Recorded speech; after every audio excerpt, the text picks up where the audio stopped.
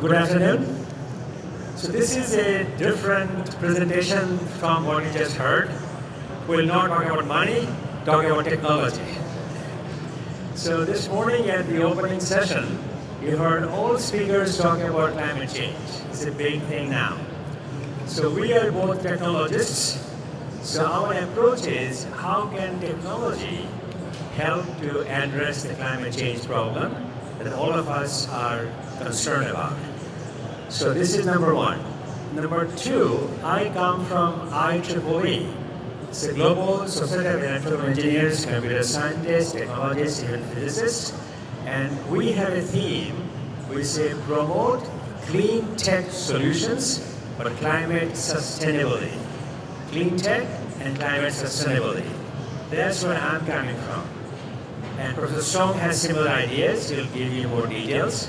But the focus is how, as engineers, technologists, we can play a role in the global climate change debate. I go to climate change conferences. Went to one in UN conference Egypt last year. Most discussion is insurance, banking, legal, NGO. Very few from technical viewpoint. So Beyond Expo is going across national boundaries. So we, to help that situation at IEEE, launched a climate change program. If you want to know more about this program, go to our website. It's climate-change at IEEE.org. If you forget this, doesn't matter, go to Google, say climate change IEEE. You'll find out. So that's the starting point. And I hope between our conversations here, some new themes will come out, which will hopefully draw your attention to ask more questions, give us your comments, and tell us what you think about this. It's a global problem. We need global participation. We need global solutions. We need industry, academia, government, all branches of our society working together to provide solutions and accept solutions. One thing I should point out, there's no one solution. There are countries who are doing a lot more coal than others and vice versa. So my proposal is, as IEEE, we need to be inclusive, accept reality, and move on with some solutions. With that, let me stop here, ask Professor Song to give us his initial comments. Thank you. That is indeed a great pleasure to attend this exhibition as well as this talk, particularly with Professor Saifur, Rahman, and friend of IEEE and a good friend of mine. And I would like to use this initial part to give 3 points from my view. First of all, sustainability is a big topic. And it goes beyond many boundaries, many disciplinaries. And, but now we're here in Macau. Macau is a city, not just a city of tourism, and now become a city of education and expo as well. And actually, if we look at the commission, which lead to some sort of the climate change, cities is a dominant place for carbon emission. Around the world, 70% of the carbon emission generated by cities. And because half of the population of the world live in cities and use around 70% of the energy. So energy is actually the main cause, if you like, to generate carbon emission in cities. China, because of the urbanization, 65% of the population live in cities, and 75% of the consumed by cities, and 85% of the carbon emission generated in cities.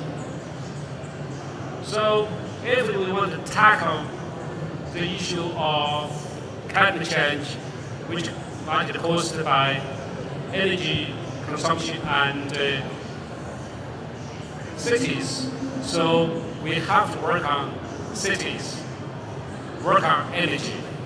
So that is my first sort of key point, because that is also our background from the energy sectors.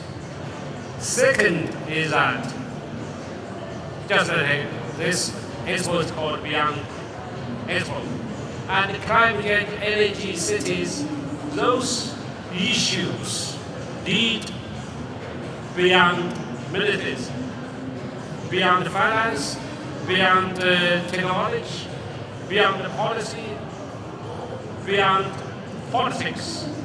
Because politics, as we know, is one of the issues we need to get it right for particular climate change, as it is a global issue.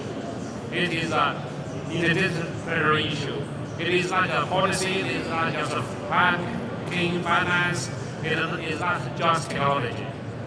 So here we talk about climate change solutions. And Beyond Expo is an ideal place. We need beyond the boundaries of many things, so that we need to unite it together across the globe, across different disciplines and different ideologies. So that's number 2 point. Number 3 point is, as we are technologists, engineers, but more than that is education. And education plays a key role in, first of all the people, all the talents you need in different sectors, whether it's finance, banking, insurance, renewable energy, and government. At the end of the day, the people, the future people, our younger generation, how we educate them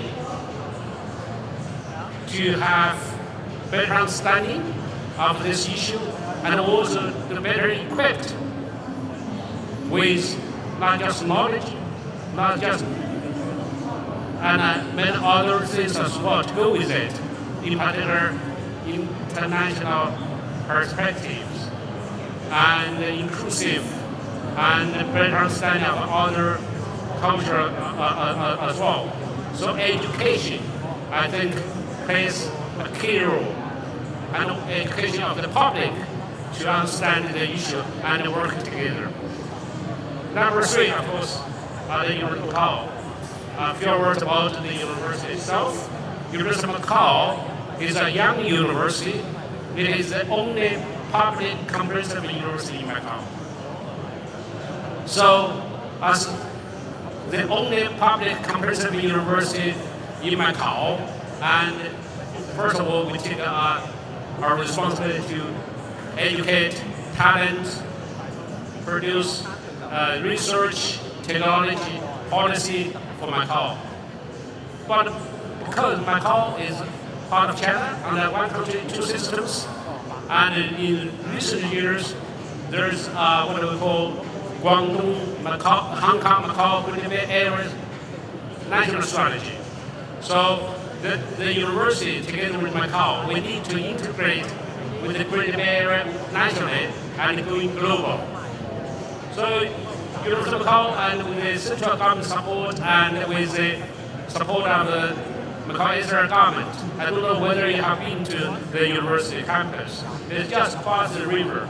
Actually, the land was part of the mainland Chinese Zhuhai, and we have a very beautiful campus and with advanced infrastructure, and it takes about 1/3 of the land of Macau. And because of the infrastructures and the package we offer to our faculty, we attract top professors around the world. And we established a particular platform to address the issues I just mentioned. One is the China's national state-key laboratory in Internet of Things for smart cities.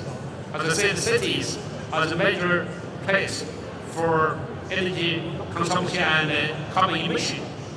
And so we have a city lab under which we have a particular directions of smart energy for smart cities by using advanced IoT technologies. We have another institute called Applied Physics and Material Engineering. We work on the energy materials, like the PV materials, materials for hydrogen technologies, particular storage. And of course, we have programs in undergraduate, master's, and PhD to cultivate talents in energy, smart cities, and so that is those three. So the initial point I want to bring to you: attention, cities, energy, education, and go beyond the boundaries of many things. Thank you. Thank you, Professor. Following Prof. Song's comments, let me add something to it. Professor talked about his campus being energy efficient. My campus, Virginia Tech in the US, has made a pledge by 2030 it will be carbon neutral campus. Carbon neutral. That means energy we produce come from non-carbon sources. Now talking about carbon, you heard the term called greenhouse gas. Carbon dioxide is 75% of the total greenhouse gas emissions, next is methane. So we focus on carbon issues. We call it decarbonization through electrification. What does it mean? Your car running on diesel or petroleum. Electrify means electric vehicles. If you produce cars running on electricity, not burning gasoline, petroleum, diesel, that means you're not producing CO2. Problem is, if you ask the question, where is this power coming from? Power coming from a coal-fired power plant, then it doesn't help. It has to come from clean sources. Two examples in the world. One is here, Shandong province, and one is West Virginia in the US. In those two places, if you run your car using electricity, you're producing more pollution, because the power, electricity is from coal power plant. That doesn't help. So you cannot just say electric car, you can ask that question, where is the power coming from around your car? Very important. That's the second thing. Third thing is, globally, look at the total carbon dioxide emission. A third comes from electric power sector, power stations, another third from transportation, and the remaining third from buildings, from factories, and so on. So I am focused on both transportation and electrical part. I have a 6-point proposal I gave to UN last November, how to reduce carbon emissions. 6 points. First is energy efficiency. You use less electricity to do the same job. If you can run your lights using less power, like LED lights, you're saving coal that is not being burned, number one. Or air conditioning. You can raise your room temperature by 2 degrees centigrade from 20 to 22 or 23 to 25. You save 10% energy, 10%. That means you're not burning coal oil to produce that electricity. That's number one, efficiency. Second is renewables. Coal is to be replaced by solar and hydro and some wind, of course. China is very big on renewables. China is the world's largest renewables application country. Wind and solar, by far the largest. At the same time, China is the biggest CO2 producer also. So this is a challenge we have to deal with. So first is efficiency. Number two, renewable energy. Number three, yes, we cannot shut down all coal plants overnight. So if you have to build coal, build highly efficient coal plants, highly efficient. And along with that, use carbon capture. Coal with carbon capture, number three. Number four, hydrogen you mentioned, other storage, batteries. If you have excess power at night, because demand is low, make hydrogen during daytime, use that hydrogen to run a fuel cell power plant. Tomorrow, an event on fuel cell power plant. This is number four. Number five is cross-border power transfer. Not every country can survive using these domestic resources. US buys from Canada, China sells to Vietnam. Then if you go to Europe, France sells to Spain. Middle East, Abu Dhabi, Dubai, Saudi Arabia sell to each other. It's happening. We need to say more of that. And finally, nuclear. Yes, nuclear. Because of Fukushima, because of Chernobyl, we are concerned about safety issues of nuclear. New technology called small nuclear reactors, small modulars, and SMR, much safer and less expensive. So these are the 6 points I propose. A lot of attention has been given. Efficiency, renewable, efficient coal, power transfer, nuclear, and storage. Those are the things I'm pushing very hard. I've written papers on those topics and getting a lot of attention from the policymakers. So let's see what Prof has to say in some questions for a few minutes. Yeah, just to add, as I said, cities are the place to consume energy. And just to follow up and what the issue, for example, in Macau, what our sort of technological solution to this problem. Macau, and 90% of the electricity comes from mainland China, south of China, and 10% of the electricity generated locally. And so we look at the emission, carbon emission, we say there are two, as actually several just said. One is the direct emission, generated locally. Like the 10% of energy electricity generated by CME locally actually generated 35% of the carbon emission. And the others are cars and buildings. And the rest of 90% of the electricity comes from south-grade mainland China. So there are solutions to solve it, to work on this, our targets to get a carbon neutrality. We have to look at both direct and indirect. So we take our responsibility for the indirect as well.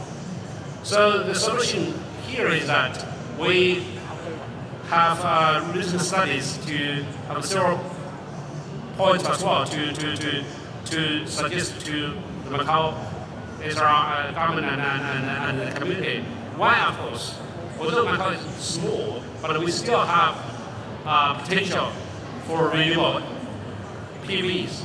We have roofs, walls, and those can be effectively used to generate electricity locally, renewable PVs. So that's why I think we need to explore more. Second is that the electrification of transport, because Macau is not big and it should be an ideal place to convert quickly from fossil fuel cars to electrical vehicles.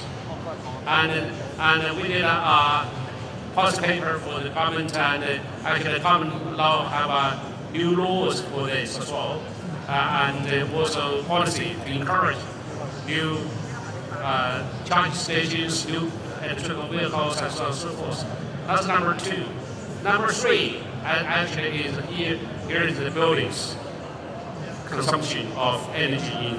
Of course, aircon is the largest consumption in Macau, around 70%. And so, how we work on the efficiency of the aircon and the other part of the lights and other things, because Macau, we got this facilities and so on and so forth. It seems people in the past didn't care that much about the temperature and the aircon, and they turn too cold sometimes, and the lights too bright, and there are energy efficiency and the way to control it as well. So that's number three. Number four, and we need to work on our distribution grids.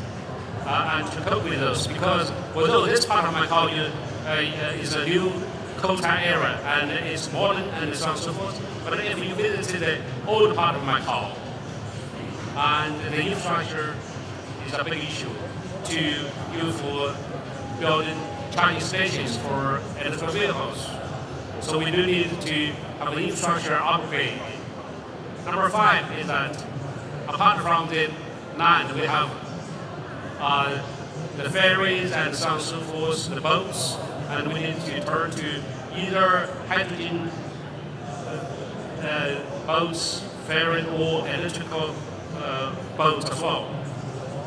And finally, as I said, we need to negotiate more with the Southern China grid on their supply of electricity, because they have the resources like offshore wind and others like PVs, and we need to push them to get our 90% of electricity from clean energy. So there are sort of ways to go forward, and those technologies are there, and locking it to something. Sometimes the policy, the regulatory framework are very important. Of course, financial incentives and those pay at the end of the last to get it right financially, commercially. You get the customers and the community to sign up with clean energy. So that is my supplement to you, and what in Macau we have been here working on those as well. Yeah. But that's very good. Macau is a small place, easier to use electric vehicles. Yeah, that's right. Very easy, especially then. I was watching Macau from the top yesterday. I was looking for rooftop solar. I see many in mainland China, not much here. Yeah. Could be one possibility, and the load for the electrical demand using rooftop PV. Yeah. One more thing, I'm an educator and so is Professor Song. We have a responsibility to teach younger generation, like kids in schools, because unless they hear these challenges now, they cannot be intellectually engaged when they grow as adults to do something about it. So I want to tell all of the audience people here, do some homework yourself, go to your children's school, talk to your neighbors who are not engineers, and tell them climate change is a serious problem, and we have to address it in a comprehensive way. Our personal behavior, transportation, using less electricity for cooling, we sometimes cool our rooms too much, and lighting control, so that we can do our share. I talk to many groups, and one question I get always, what can I do as an individual? Very simple thing. You brush your teeth, you keep the water running. Don't run it, use a cup, so that you're not using 2 liters of water to brush your teeth, could be half liter, as an example.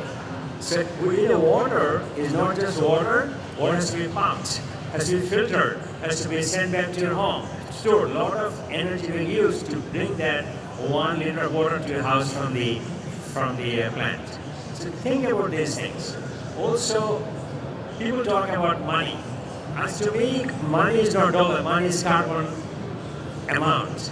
Anyone you do, ask that question, not how much money you spend, how much CO2 you produced to make that work for the car production. So at IEEE, we are developing a personal app using Tsinghua University's help to count on a daily basis how much CO2 you produce by going to work, by running an elevator lift, by eating beef as opposed to vegetable, by wearing some kind of clothing, what kind of car do you drive. So hopefully when that is released, hopefully this summer, you can use it, download it, because anytime you want to solve a problem, you got to ask for the impact of your work. If I do not know how much CO2 I produce, I do not know how to solve it. So I live in the US, when I buy a ticket from airlines, I see ticket price, how many kilograms of CO2 they'll produce because of my flight. So I'm very conscious. How you deal with it? You can help to plant trees. I have numbers. How many tons of CO2 a tree will absorb on an annual basis? fly and produce 5 tons of CO2, you must plant enough trees to absorb that much CO2, then you're carbon neutral.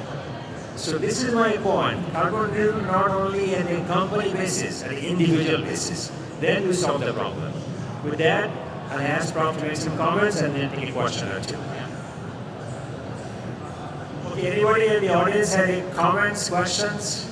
Something you would like to add to what you said on your own experience in terms of your daily activities? Or maybe you had no idea that you're causing so much carbon emission by your driving to work or going to vacation and all that kind of stuff. So any comments, questions? We have the mic, I think, on the floor. Yes, Ning?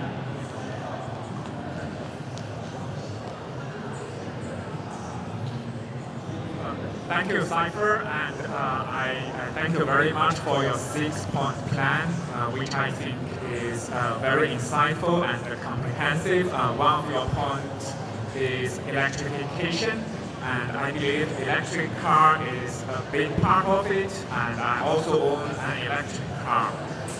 So I think I made a little bit contribution to the climate change. But someone would argue that the manufacturing and disposal of the battery of electric cars can consume more energy and make more impact on the climate change.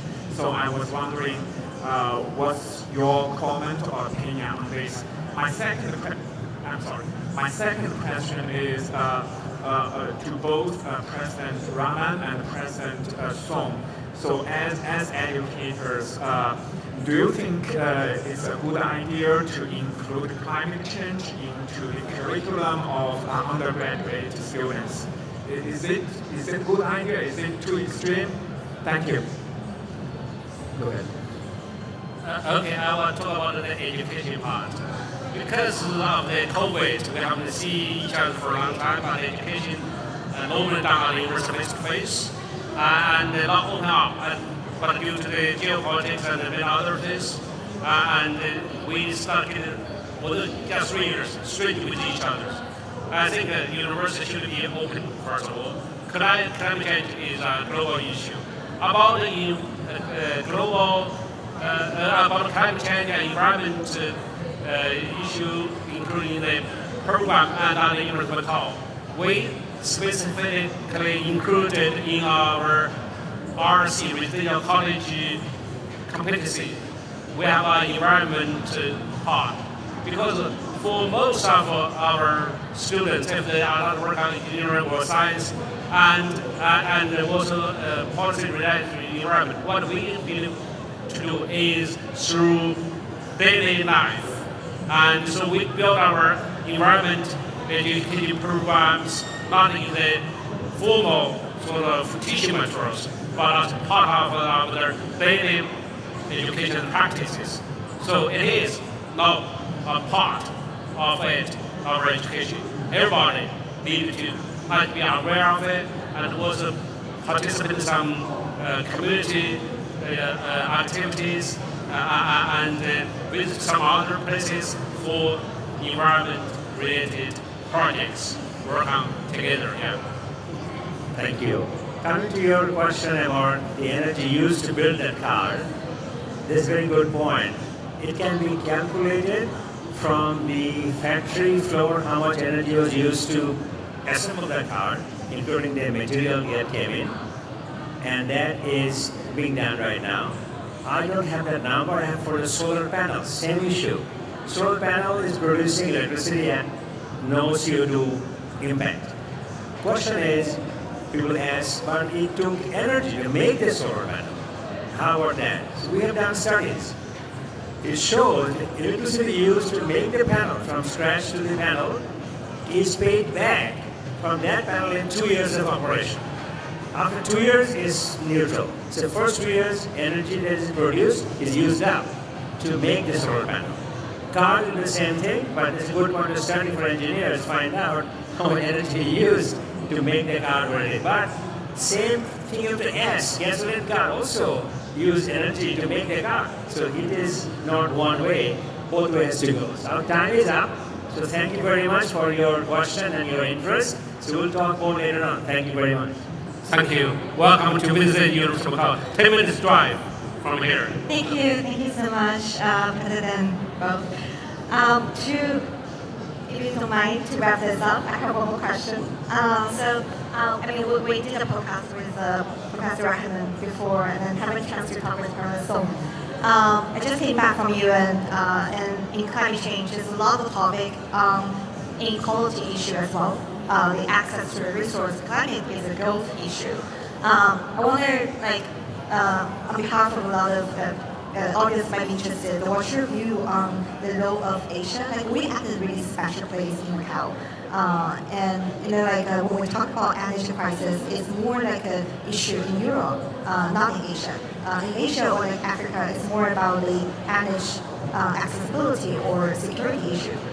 So at the board, I just want to ask this question, what do you think, moving further, on your role, both are really important roles in university and in IEEE. What can Asia do, and how can you help to do that?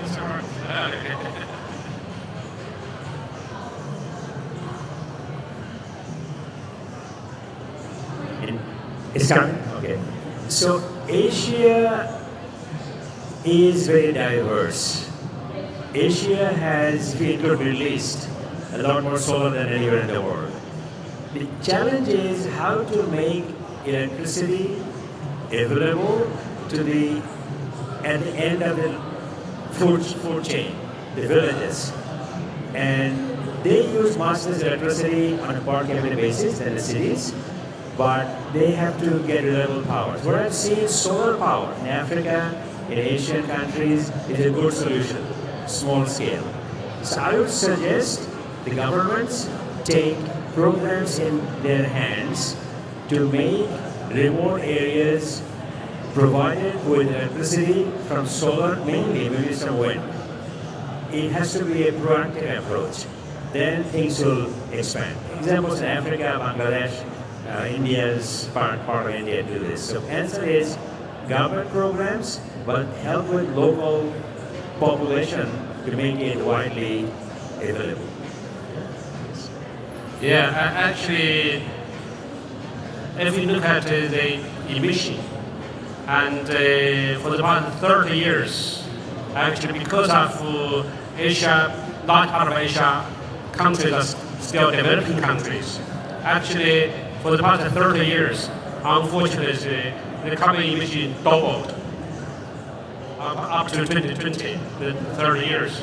So this is a serious issue, of course, for Asia. Why is that we have to balance the development and the challenge of climate change, the carbon emissions and so forth. So let the government and the community understand we not just first develop for the development, then solve the commission problem, but the Western country did. Well, we can't repeat that. And some part of China will repeat that, and actually it incur much higher cost. Secondly is that we need investing into education, and in particular in this area, one way education of the future generations in terms of the technology, master of those technologies, and also understanding the policies and so on and so forth. And third, I think, and under the global sort of agreement and international cooperation and support and help to some of the developing countries in Asia, I think is also important. And that's my sort of three sort of points. Yeah. Thank you so much for that notes. Can we have a photo for our speakers, photographer?